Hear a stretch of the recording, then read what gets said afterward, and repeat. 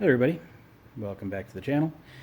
What I have here is a mid-90s 30 horsepower Johnson outboard. It is a military version, which is why we have this thingy on the back. But don't worry, this is the same as a propeller lower unit, just with that thing welded onto it. In this video, I plan to tackle the water pump, so stay tuned. First thing we do is get the engine up in the air. So we're going to release the locking lever here and hope it moves. It should. Did before. Alright, something just fell, but that's okay. Now, most of the time these little latches should spring back for you. Apparently not here though. Alright. Now on each side of the lower here we have these fins. To start the removal, we need to get this off of here so we can get to the shift rod. So I'm going to pull this screw out, rotate it over, and get the other side.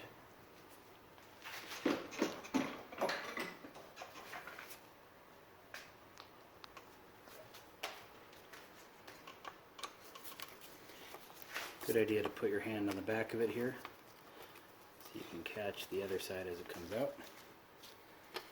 You can remove this.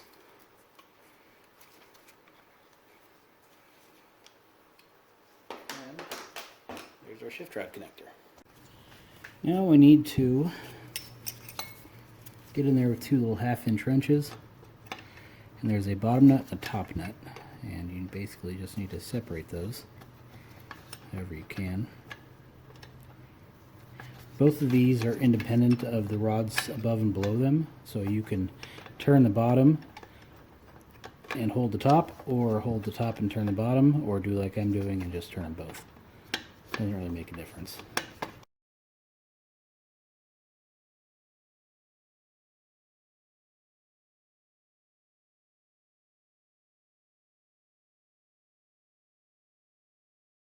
Now we have a nut up top right here. That's got to go. Conveniently, it's also a 1/2-inch, which is what we just used on the shift rod connector. So with the wrench in your hand, you might as well come top this off.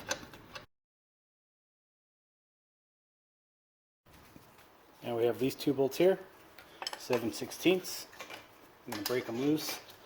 When you break them loose, you should be able to feel if they're going to give you any problems or if they're going to come right out.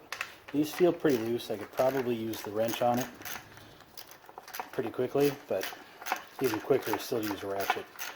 The reason I say that is if it's stuck, you might want to just use the wrench the whole way. Looks like in this case I'm going to get lucky.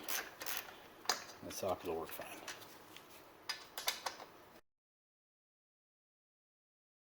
Alright, I rotated the engine back over. Now to get to these two. Now you may notice there's another bolt up here. That is for the long shaft kit that was installed. You don't need to worry about that in your motor. Just go for the lower one. You may not have this. You probably don't.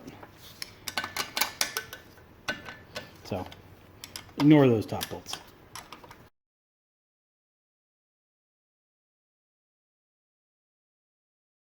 Now, because of the angle I'm working on, this top bolt is actually what's holding in the lower unit now.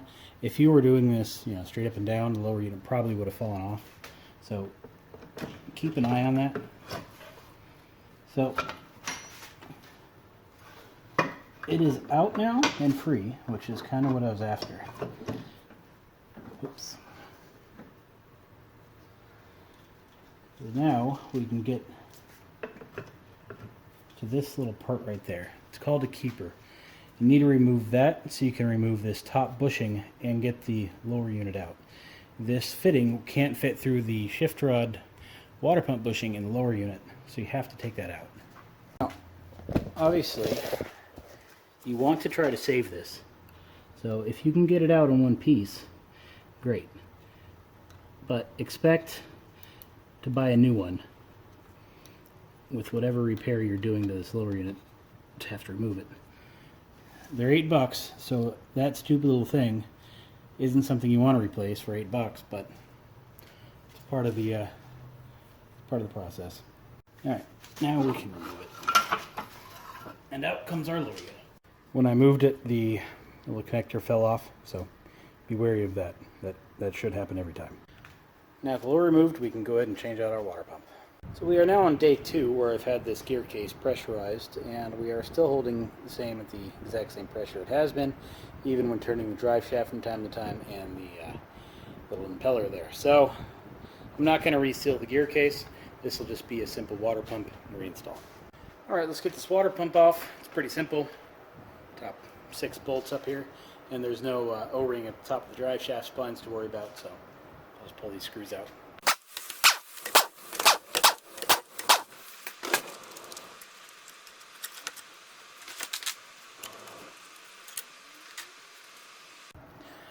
Now what I always do first is clean up the gasket surface.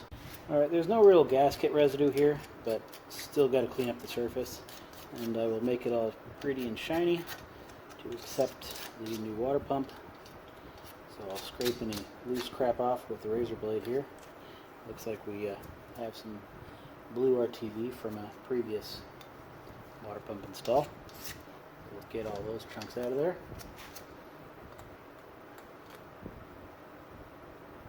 I'll get some fine sandpaper and clean up the top.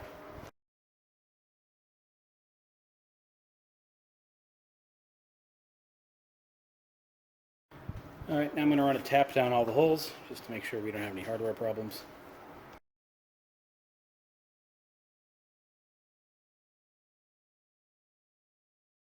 Alright, here is the Johnson Evinrude water pump kit. If you're going to buy one, take a look at the price of a aftermarket kit and then compare it to a Evinrude kit, and keep in mind the difference of stuff that you get. You're probably going to want an Evinrude kit too. At least you get a new housing that way. Alright. First step here is to install that bushing, which is already done. Second step is to install the shift rod O-ring into that bushing. The problem is the kit didn't come with a new one. It probably should have. So either I got a returned kit, or just straight up missing, or it's not supposed to come with one. I got the old one. I'm going to put some triple guard grease and put it back in. However, the instructions that come with the kit say to oil it. Triple guard grease, I'm sure it'll be fine.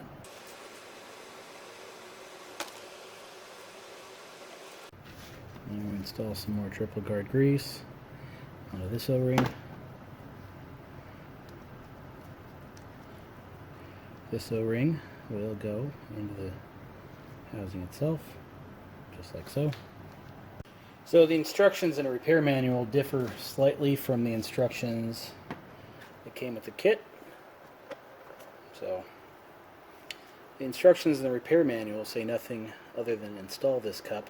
The instructions that came with the water pump kit say nothing more than to install this cup. The instructions that are in the service manual say to apply gasket sealing compound to the outside of this cup. So most of the water pump kits I've done have all said to apply gasket sealing compound to the outside of this pump. So I'm going to go ahead and vote. Might as well do that.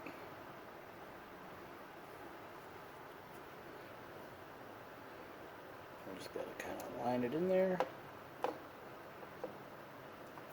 And that's all there is to that one.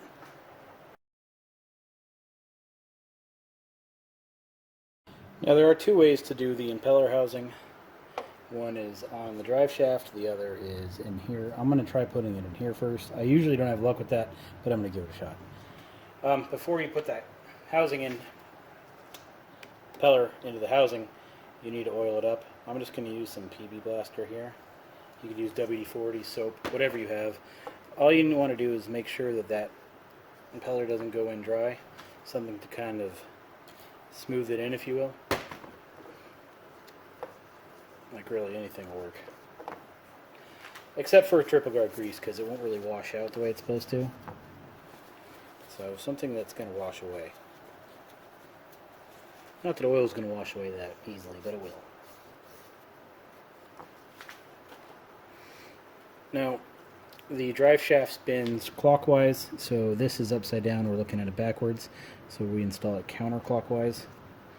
Now, if you get this wrong, fear not. Most of the time, those vanes will correct themselves. So that is how our impeller is going in. Now our gasket here, we need to coat with OMC gasket sealing compound per the instructions. And we put it onto the gear case. Now there's only one way this gasket will go, so if the holes don't align, like they're not right now, it's upside down. So holes are aligned, so we're good right there. Now I'm going to put on the impeller housing plate. This is pretty easy. The lettering goes up, so if you're doing this you don't have to keep guessing, just put the lettering up. Remove the drive shaft.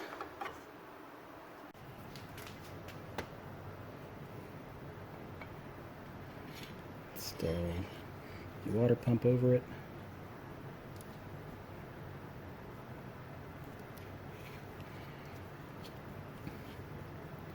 And we got to install the impeller key. See, this is kind of easy doing it like this with the drive shaft in your hand instead of trying to line this up, because you can easily see what you're doing. Alright, got it in there. Push that down. Then make sure everything's nice and engaged properly. Looks good to me. I'll set that there. Now we're going to need what OMC calls gasket sealant M, or what the rest of the world calls 3M. So let's go ahead and put some of this nasty stuff down. We are going to be putting it along this groove here. Try not to get any on the impeller like I just did. This stuff will dry quick, so you gotta work careful. You gotta work quickly. And you can kind of see the natural bend this thing has to it. Lay down the rubber inside of there.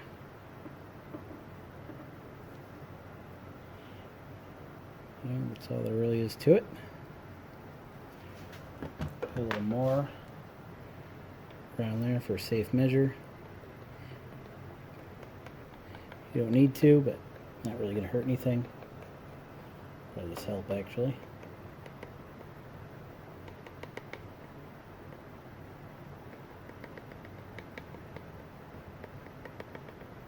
And now we can slide our assembly onto the water pump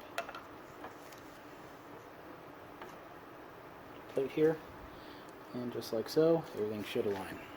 Now we have our new screws and washers. Every one of these will need to get coated in triple guard grease, so keep that in mind. Excuse me, not triple guard grease, gasket sealing compound. So I'm going to put all the washers on so I don't have to fight with it later.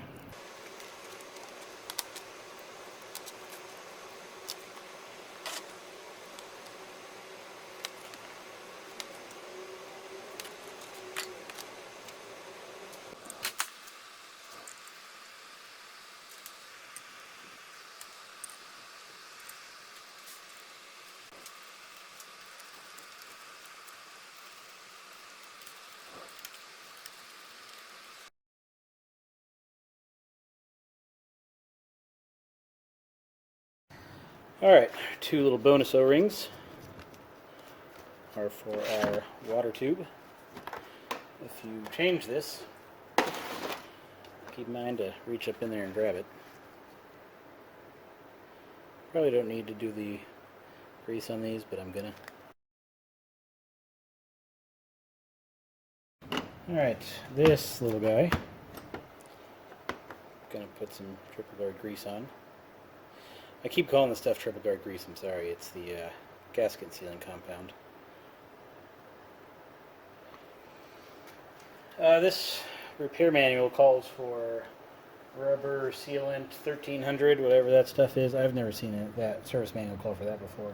I'm sure a lot of them do, but well, I think I've seen it, I don't know. Anyway, most of the manuals, water pumps, all say this stuff will work, so I'm going with this stuff.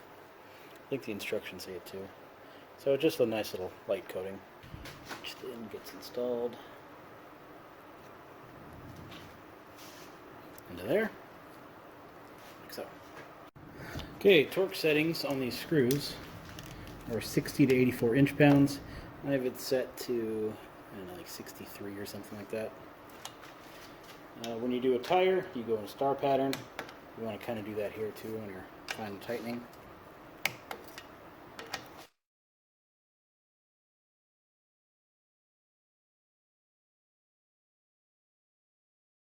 Make sure it spins okay. It's going to be tight. Got a nice new impeller in there, but feels fine. Now you can either install the new water tube into the extension housing, or into the gear case. I'm just going to slide it on right here. There we go. Alright, our water pump came with a little bit of Molly lube. Molly lube gets attached to the drive shaft splines to ensure that the drive shaft never sees into the crankshaft.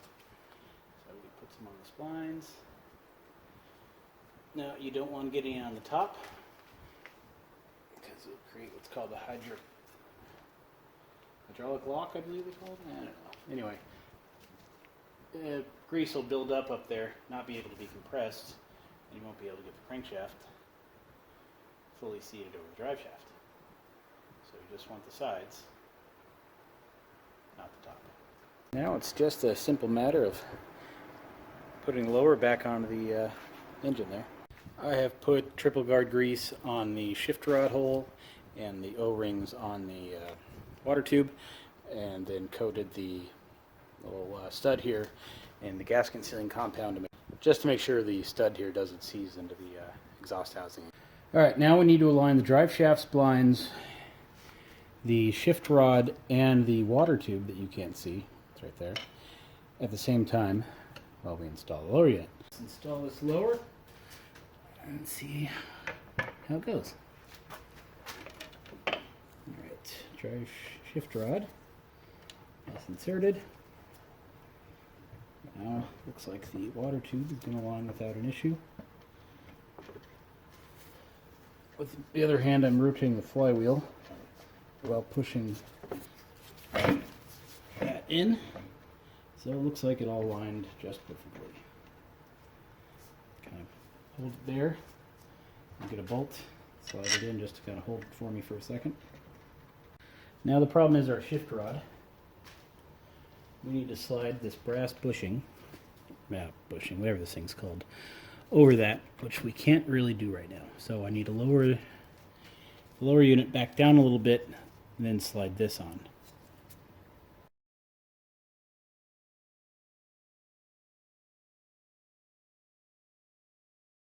Okay, now we need to install a new keeper. Part number is right there, in case you're curious. It's a little tiny black plastic thing. I bought two in case I was going to reseal the gear case. I could change the one down there, but since I didn't take it out, no need to replace it. Which is good, because now I have a spare. Stupid thing's like $9 a piece. And it gets installed. So it has a little slot which you force over the shift rod, just like so. Then you slide the keeper and shift rod back into place. Get the thread started best you can.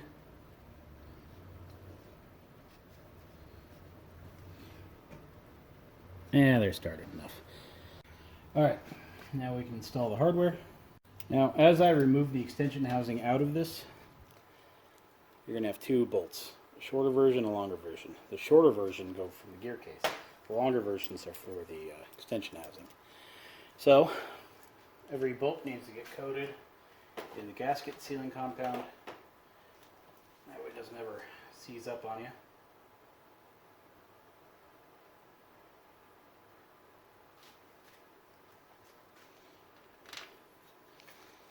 I'm going to push the lower into position and thread in that screw. Now this one is a longer bolt, so it comes out.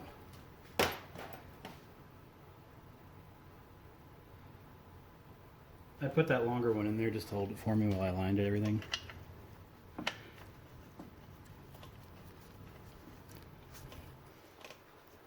Alright, now this one is in. We'll get them both in a little more. Now I'm going to install the little nut up here.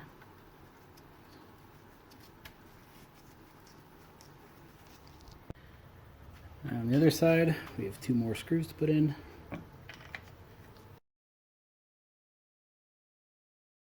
Now the lower is about ready to go in. You don't want to use these screws to force it in there. It needs to be able to go up naturally. So I give it a little push, and I can see that everything is going to seat perfectly fine. So I know that I'm going to have no issues tightening these screws down. All 4 in, along with the stud in the front. So alignment's not going to be a problem. So I just come back and tighten these all down now.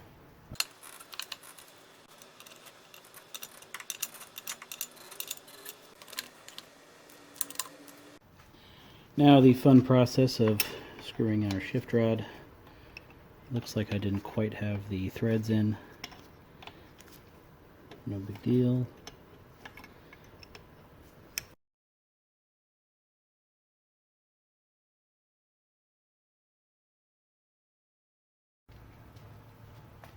Now it is time to install the water screens.